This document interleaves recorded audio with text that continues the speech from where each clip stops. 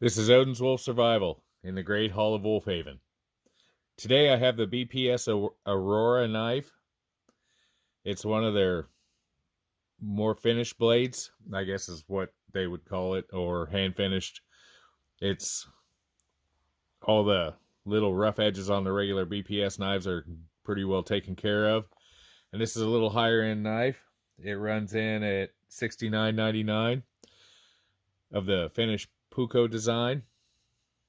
It has a Kydex sheath, G10 handles, and it's VG10 steel.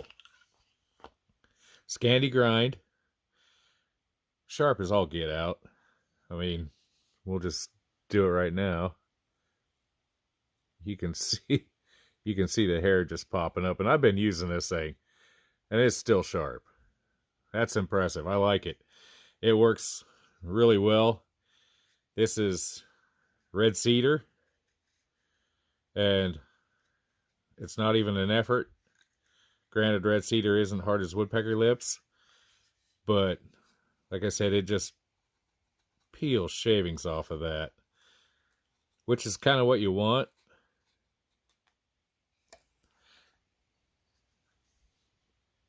Nice handle. It's got the lanyard inset in it, of which I put in a piece of jute that you can use as emergency fire starter. The back is square enough, I think, to run a fire steel. There we go. Yes, it is. Pretty sure it was. So there you go.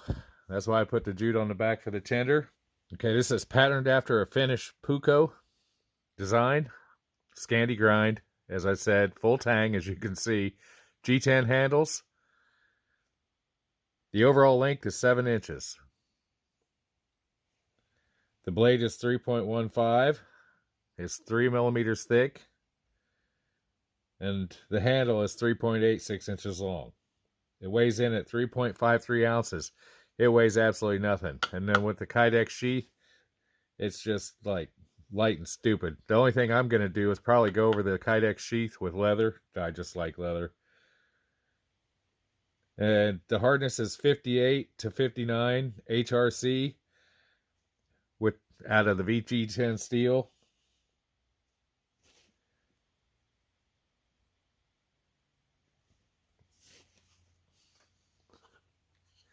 And the sheath is kind of an interesting design. Thumb it out. They left that out, which I like rather well, because when I first got this thing, it was in there pretty solid. It doesn't come out. It's got good retention. So it's, you could get, it could possibly pop out, but you're going to have to work it. You're going to hit the ground a lot harder than you want to make it pop out.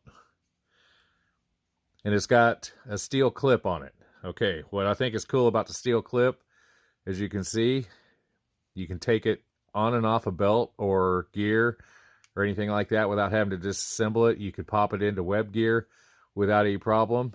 You just slide that out or slide it in behind it, and it's rolled over right there, so it'll grab. And it's got enough spring pressure that you're going to have to actively take it off, so a passing branch just isn't going to snatch your blade off your gear. I wouldn't, this is a bit small for main carry for most people. Me, I like it. I would carry this as, one of my standard knives pretty handily. Feels good in the hand. And as we saw earlier, it cuts really well. I mean, I'm not even really trying. And we're just taking that right off. It's stupid sharp. Said it took that hair off my arm and I wasn't even thinking about it. And that was right out of the box sharp like that. For $70, you're not going to get hurt with this. Like I said, I'm going to cover this in leather, I think, and probably add a loop on it for a ferrocium rod. As you can tell from the earlier, it did strike one. And you can see it's got nice sharp corners. No guard, which is the typical Scandinavian design. Doesn't have a guard. And there's an old Finnish saying, guards are for pussies. But there you have it. BPS, 70 bucks. Nice knife. I think they're available on Amazon now, maybe a little less. I'm not really for sure. I haven't looked, but they can be had there. Thank you for watching. Have a glorious day. Like, subscribe, and share. Helps me out. And keep an eye out. Things are getting fun.